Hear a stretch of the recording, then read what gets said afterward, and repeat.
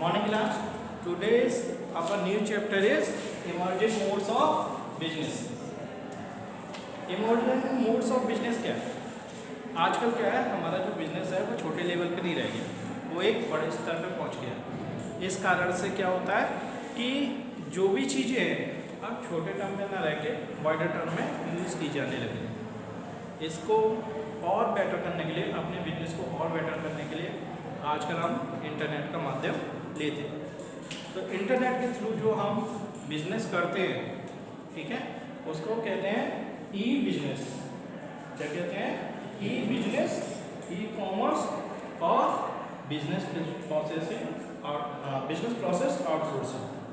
तो ये कुछ अलग अलग चीज़ें हो गई, टर्म्स हो गई जो हमारी ट्रेडिशनल चीज़ों से अलग हो। जिसमें सबसे पहले है आपका इमर्जिंग मोड्स ऑफ बिजनेस में कौन कौन सी चीज़ें आती हैं?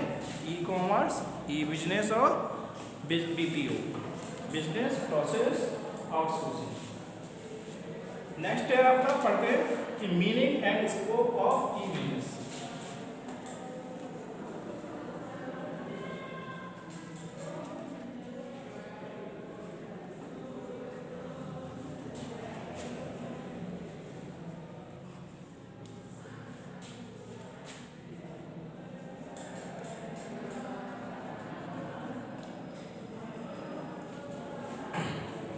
वो समझ में आ रहा है ना? इसमें क्या है? ई बिजनेस रिफर्ड, मतलब ई बिजनेस क्या होता है? जैसे कि ई का मतलब हो गया इलेक्ट्रॉनिक और बिजनेस का मतलब हो गया बिजनेस जो हम व्यापार करते हैं। अब इसमें अगर सिंपल शब्दों में कहा जाए कि बिजनेस को इलेक्ट्रॉनिक माध्यम से करना हमारा ई बिजनेस कहलाता है। इलेक्ट्रॉनिक माध्यम का मतलब हो गया ऐसा बिजनेस जो इंटरनेट के माध्यम से किया जाए, वो हमारा ई बिजनेस कहलाता है। E business refer to carrying on business activity through internet. Business activity comprise of industry, commerce, trade. So E business means conduct of industry, trade and commerce activity through commerce. ठीक है, commerce activity through commerce. Firm use not only general internet facility for e-business, but they also prefer to have their private and personal internet facility. In a simple word, हम कह सकते हैं कि e-business में हम क्या करते हैं, जो भी हमारी ट्रेड एक्टिविटी होती हैं, इंडस्ट्री एक्टिविटी होती हैं, उनको इंटरनेट के माध्यम से करना हमारा क्या कहलाता है? ई-बिजनेस कहलाता है। इसमें क्या है, जो जनरल इंटरनेट होता है उसके अलावा लोग क्या करते हैं कि अपना प्राइवेट इंटरनेट भी यूज़ करते हैं। आजकल बहुत सारी इंटरनेट सर्विस हैं, चाहे वो लाइन कनेक्टेड केबल यानी केबल के थ्रू इंटरनेट आप अपने घर में लगवा सकते हो, या फिर अलग से रूटर के थ्रू ले सकते हो। नॉर्मली जनरली तो आपका है फ़ोन से आप इंटरनेट चला सकते हो अपने कंप्यूटर्स वगैरह में, लेकिन आजकल क्या है, अलग अलग कंपनियों ने अलग अलग सुविधाएं भी प्रोवाइड करवा दी। बहुत सारी कंपनियां हैं, जियो फाइबर है, एयरटेल है, या और भी कुछ भी कंपनियां हैं।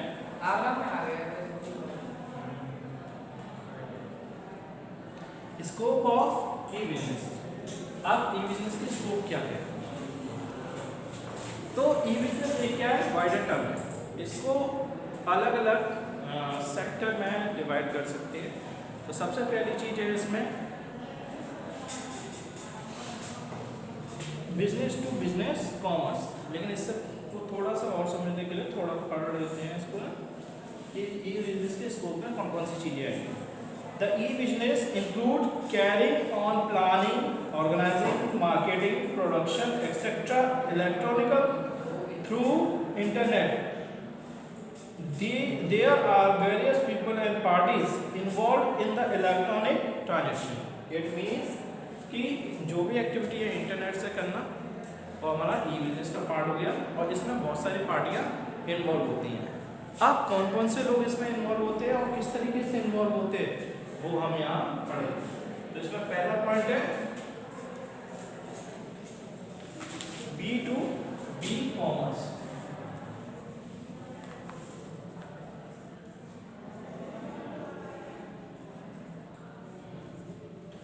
B2B कॉमर्स का हमारा मतलब होता है business to business, business to business, यानी कि बिजनेस फर्म्स आपस में जो ट्रेडिंग इंडस्ट्रीज या कॉमर्स की एक्टिविटी करती है वो हमारी B2B कॉमर्स होती है।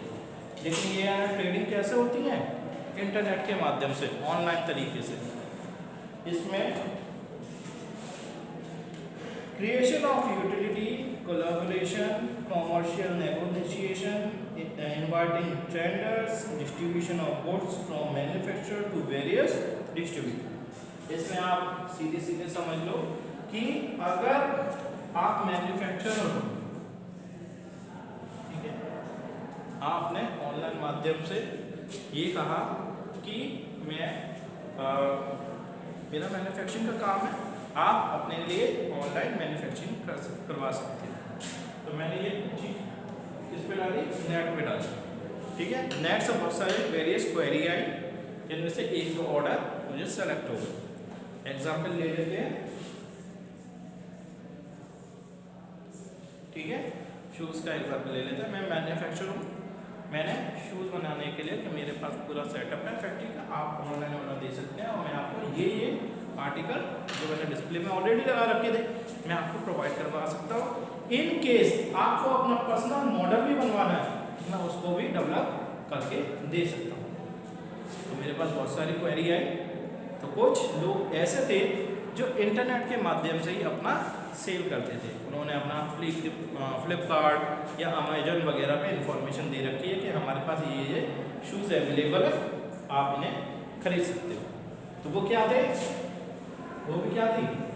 बिजनेस फर्म्स थी, ठीक है। वो भी क्या थी? बिजनेस फर्म्स थी। मैंने मैन्युफैक्चरिंग का काम किया और उनको शूज़ प्रोवाइड करवाए, उन्होंने इंटरनेट के माध्यम से उसको बेच दिया, ठीक है। मेरा काम था B2B सुविधा देनी।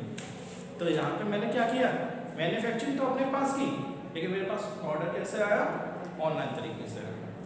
तो ये चीज़ हो गई आपकी बिजनेस टू बिजनेस कॉमर्स। इसमें मैंने सारी एक्टिविटी ऑनलाइन माध्यम से प्राप्त की, मतलब ऑर्डर ऑनलाइन लिया और मैंने डिलीवरी कर दी और मेरे को पेमेंट भी ऑनलाइन तरीके से आ गई।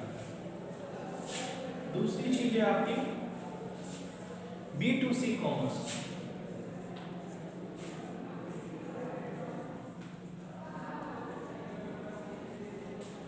B2C कॉमर्स ये ले लो, जैसा कि इसी एग्जांपल में आगे बढ़ते हैं। मैंने मैन्युफैक्चरिंग करके किसको दी? एक और बिजनेस पार्टी को दी। बिजनेस पार्टी ने ऑनलाइन इंफॉर्मेशन प्रोवाइड करवाई फ्लिपकार्ट वगैरह पे, तो वहाँ से किसने खरीदी? किसी कस्टमर ने। यहाँ पे उसने ऑर्डर दिया था मुझे 100 पेयर का, यहाँ पे उसके पास कितने पड़े हैं? वही 100 पेयर इसके पास पहुँच गए और यहाँ पे एक एक करके या दो दो पीस करके कस्टमर ने लेना शुरू कर दिया। तो यहाँ पे मैं क्या हो गया? मैन्युफैक्चरर। यहाँ पे ये क्या हो गया? होलसेलर। और यहाँ पे ये क्या हो गए? कंज्यूमर। तो बिजनेस ऑर्गेनाइजेशन से कंज्यूमर तक माल पहुँचना हमारा क्या कहलाता है? B2C commerce, business to customer commerce, ठीक है। तो ये भी सारी ट्रेडिंग कैसे हो रही है? ऑनलाइन माध्यम के द्वारा हो रही है। तो ये चीज हो गई आपकी B2C कॉमर्स। क्लियर है ये टॉपिक? दोनों टॉपिक में कोई दिक्कत नहीं होनी चाहिए। सिंपल से एग्जांपल दिए मैंने इस चीज के लिए। नेक्स्ट है थर्ड C2C कॉमर्स।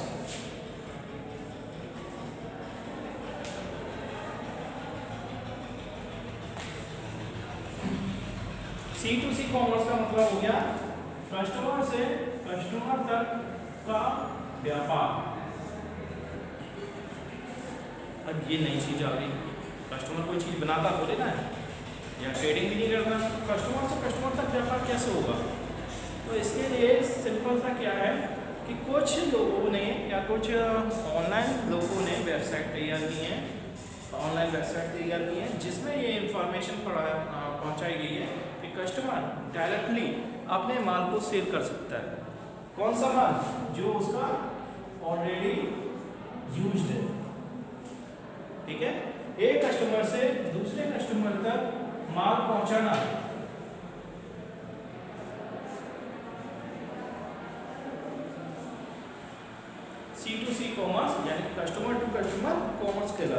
इसके लिए सबसे बढ़िया वेबसाइट है आपकी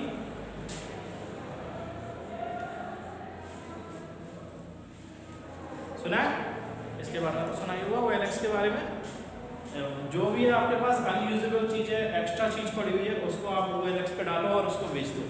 ये सारी बहुत सी एक्टिविटी मैंने की। तो इसमें क्या होता है, आपको ऑनलाइन जाना पड़ता है, रजिस्ट्रेशन करवाना पड़ता है, जो भी चीज़ें आपको बेचनी है उसकी काफ़ी सारी पिक्स उस पर अपलोड कर दो, अपने प्राइस अपलोड कर दो कि कितने में बेचना चाह रहे हो। कस्टमर को समझ में आया, किसे बहुत सारे लोग देखते रहते हैं, उनको समझ में आया तो वो उस चीज़ को पिकअप कर लेते हैं और ले जाते हैं, आपको पेमेंट साथ के साथ दे जाते हैं। तो ये चीज़ हो गई आपकी क्या, C2C कॉमर्स। नेक्स्ट है intra B commerce.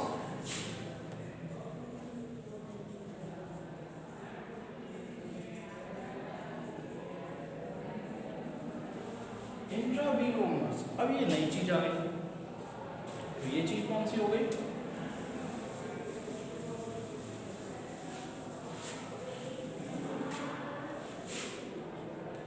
Intra B commerce के अंतर्गत एक ही कंपनी की दो ब्रांचेस के बीच में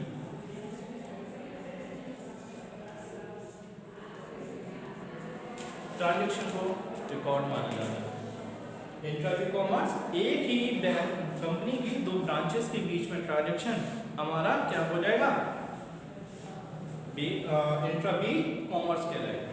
जैसे यहाँ पे इसके पास स्टॉक है, यहाँ पे इसके पास स्टॉक खत्म हो गया, इसने तुरंत उसको ऑर्डर दिया, ऑर्डर देके माल आ गया, माल को उसने आगे जाकर कस्टमर को भेज दिया। तो इस टाइप की जो एक्टिविटी हुई वो आपकी हो गई इंट्रा बी कॉमर्स। इस पूरी मीनिंग स्कोप में किसी को कोई दिक्कत होगी नहीं, आपको आसानी से समझ में आ गई होगी। अब इंट्रा बी कॉमर्स में कौन कौन से ट्रांजेक्शन इन्वॉल्व है, interaction between any two department of any one firm, एक ही फर्म के दो डिपार्टमेंट के बीच में ट्रांजेक्शन, प्लेसिंग ऑर्डर और giving instruction to supplier, supplier को इंस्ट्रक्शन देना और ऑर्डर देना, communication of important information in the whole organisation, पूरी ऑर्गेनाइजेशन में इंफॉर्मेशन प्रोवाइड करवाना, recruitment selection and training of employees, recruitment हो सकता है इसमें से एक ब्रांच आपकी HR डिपार्टमेंट हो, दूसरी ब्रांच आपकी वर्किंग डिपार्टमेंट हो या मैन्युफैक्चरिंग डिपार्टमेंट हो, उसको रिक्वायरमेंट थी वर्कर्स की, उन्होंने HR डिपार्टमेंट को बताया, HR डिपार्टमेंट ने रिक्रूटमेंट कर लिया, रिक्रूटमेंट करके मैन्युफैक्चरिंग तक पहुँचा दिया।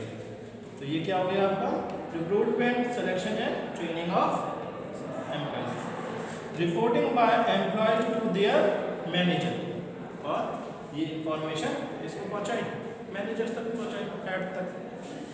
तो इस तरीके से भी इंट्रा बी कॉमर्स यूज होती है। नेक्स्ट चीज है आपकी ई बिजनेस वर्सेस ई कॉमर्स।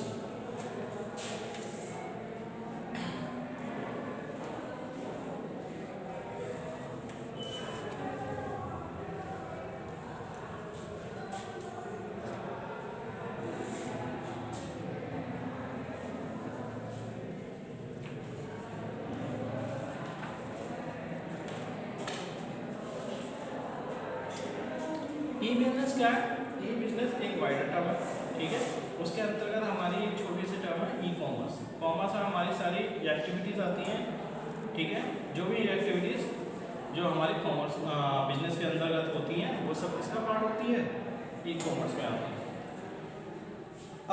है। Commerce in one of the branches और one of the activity of business similar E commerce is the, जिस तरीके से हमारे बिजनेस में कॉमर्स एक एक्टिविटी है, वैसे ही ई बिजनेस में ई कॉमर्स भी एक क्या है, एक एक्टिविटी है, मतलब एक तरीके से उसका एक पार्ट है। तो ई बिजनेस हमारी वाइडर टर्म है और ई कॉमर्स उसकी छोटी टर्म है। अच्छा, ई बिजनेस और कॉमर्स के बारे में हमने कहीं पढ़ा था, कहाँ पढ़ा था, फर्स्ट चैप्टर में। फर्स्ट चैप्टर में हमने बिजनेस और उसके अंतर्गत कॉमर्स के बारे में पढ़ा था। तो बिजनेस क्या है, एक वाइडर टर्म है और कॉमर्स उसके अंतर्गत आने वाली छोटी टर्म है। नेक्स्ट है अपॉर्चुनिटी और बेनिफिट्स ऑफ ई कॉमर्स।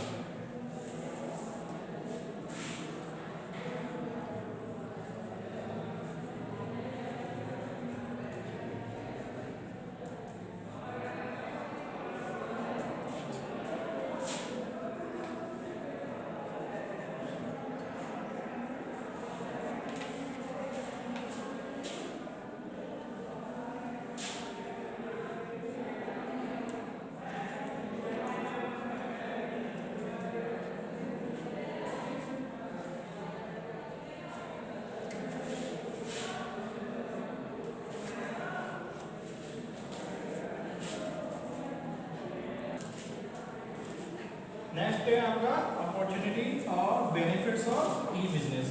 तो इसमें कुछ टॉपिक्स हैं जो हम देखेंगे।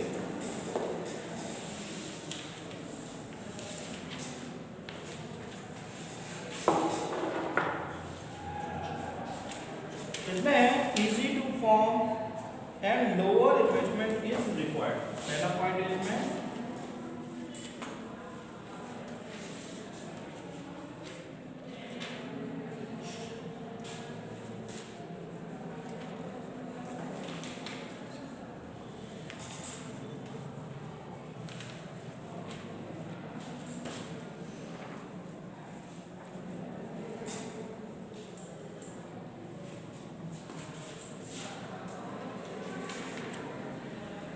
इजी टू फॉर्म और lower investment required. It means अगर आप ऑनलाइन माध्यम से अगर आप बिजनेस करना चाहते हैं तो हम आसानी से ये बिजनेस कर सकते हैं। इसके लिए आपको एक वेबसाइट क्रिएट करनी पड़ेगी या फिर पहले से ही प्रोवाइड कुछ इंटरनेट वेबसाइट होती हैं जो आपको वेबसाइट बनाने का काम करती हैं।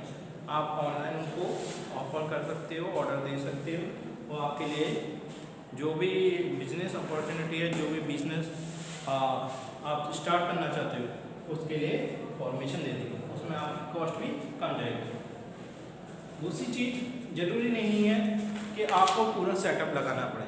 जैसे आप किसी भी चीज़ का बिजनेस करना चाहते हो, मैं ले लेता हूँ, आपको कपड़ों का बिजनेस करना चाहते हो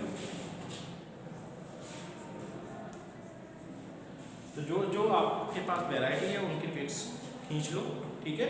जरूरी नहीं है कि पूरा स्टॉक आपके ऑफिस में रखना पड़ेगा। अगर आपके पास 2-3 पेयर है, उन सब में से एक की फ़ोटो खींच लो और उनको बता दो, या आप खुद भी अपलोड कर सकते हो। और फोटो डालने के साथ साथ उसके प्राइस भी हम वहाँ पुट कर दो। जहाँ वेबसाइट आपकी पूरी कंप्लीट हो जाएगी उसका ऑर्डर आप क्या कर सकते हो, उसके बारे में इंफॉर्मेशन पहुँचा सकते हो। या फिर फ्लिपकार्ट वगैरह पे आपको क्या है, फ़ोटो भेजनी है और सिर्फ प्राइस भेजनी है, तो वहाँ पे क्या करना है, ये सारी इंफॉर्मेशन पुट करनी है। अब यहाँ पे बात करें क्लोथ्स की, तो जो भी क्लोथ्स आपके पास है, जरूरी थोड़ी ना है आपको है बड़ी सी दुकान लेनी है, उसको सजाना है, फिर वहाँ पे सारे सामान रखने हैं। आप आराम से छोटा सा एक गोदाम ले लो, घर पर बैठो या घर पे ही सामान रख लो। जो भी चीज़ आपको बेचनी है, जो भी ऑर्डर आपके पास आ रहे हैं, आप उसको तुरंत बेच सकते हैं। दूसरा पॉइंट ले लेते हैं, लोअर इन्वेस्टमेंट हो गई, कन्वीनियंट।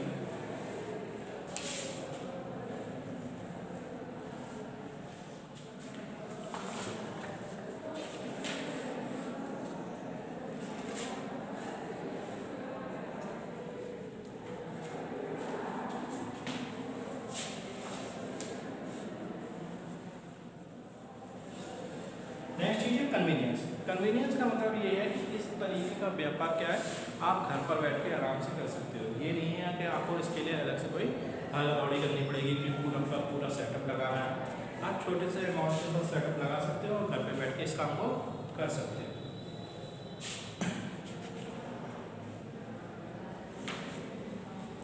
ये सारी बस आपको क्या करना है, यहाँ पे इंफॉर्मेशन ऑनलाइन पहुँचानी है जो वाइड रेंज में, वर्ल्ड वाइड रेंज में आपके पास से दूसरों तक पहुँचेगी कि आपके पास ये चीज़ें हैं, आप कहीं घर पे बैठे बैठे उनको डिलीवरी कर सकते हो।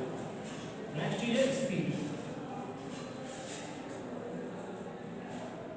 यहाँ पर क्या है, आपको ऑर्डर तुरंत 1 मिनट में ऑर्डर मिल जाएगा। ऑर्डर मिलने का मतलब ये है कि आप ऑनलाइन इंफॉर्मेशन पुट करो, तुरंत आपके पास इंफॉर्मेशन आ जाएगी कि मुझे ये आर्टिकल चाहिए या ये वाले कपड़े चाहिए। तो इस वजह से इसमें क्या रहती है, स्पीड बनी रहती है। स्पीड से मतलब है कि तुरंत आपको इन्फॉर्मेशन प्रोवाइड हो जाएगी, तुरंत आपकी इन्फॉर्मेशन वर्ल्ड रेंज तक पहुंच जाएगी। बस आपको इन्फॉर्मेशन पहुंचानी चाहिए। ग्लोबल रीच, जैसा कि अभी हम बात कर रहे थे,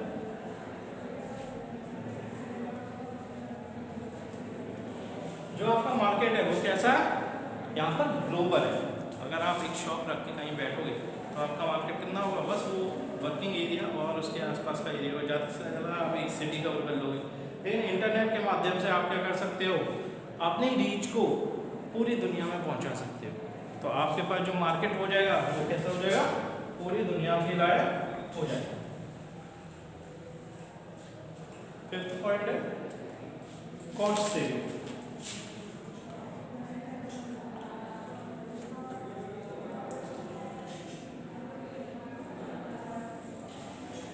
कॉस्ट सेविंग का मतलब ये है कि आपको यहाँ पे पूरा मैन्युफैक्चरिंग सेटअप नहीं लगाना। अगर आप गुड्स बेच रहे हो, दोनों ही तरीके से, या तो आप उन्हें बना रहे हो या फिर उसे परचेज कर रहे हो, दोनों ही कंडीशन में आपको सिर्फ कुछ चीज़ें परचेज करनी पड़ेंगी, पूरा सेटअप नहीं लगाना पड़ेगा, पूरी दुकान नहीं सजानी पड़ेगी। बस आपको क्या करना है, जो आपके सेलेक्टेड आइटम है, जिनकी फ़ोटोग्राफ्स आपने ऑलरेडी डाल रखी हैं या और डालना चाहते हो, वही आर्टिकल आप खरीदोगे और अपने पास रखोगे। जैसे ही वो ख़त्म हो जाएंगे फिर दोबारा उनका ऑर्डर ले लिया, फिर ख़त्म हो गया फिर ऑर्डर ले लिया।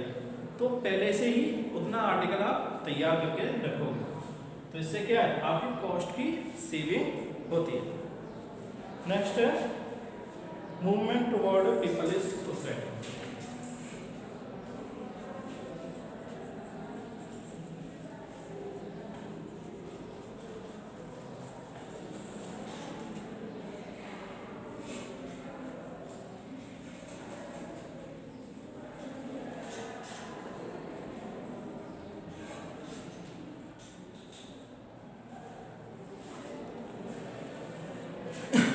अब यहाँ पे हम आपको क्या काम कर रहे हैं, यहाँ पे जो भी हमारा पेपर वर्क का नॉर्मल लाइफ में, अगर नॉर्मल बिजनेस में देखा जाए तो हमें बहुत सारा पेपर वर्क करना पड़ता था, बिल वगैरह बनवाना पड़ता था या कोई भी चीज़ें करनी पड़ती थी, तो वहाँ पे बहुत सारा पेपर वर्क करना होता था।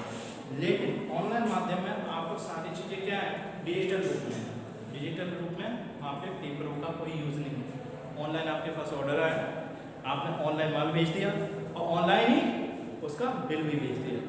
अब कोई भी इंफॉर्मेशन आपके पास किस में नहीं है, हार्ड रूप में नहीं है, सारी इंफॉर्मेशन किस में, डिजिटल रूप में। इस वजह से आपको पेपरों का तो यूज़ करना ही नहीं है, इसलिए आप किस तरह पढ़ रहे हैं, मूवमेंट टुवर्ड्स पेपरलेस सोसाइटी। तो ये आपके पॉइंट्स हो गए इस पार्ट के लिए। नेक्स्ट पार्ट में आगे की इंफॉर्मेशन पढ़ेंगे।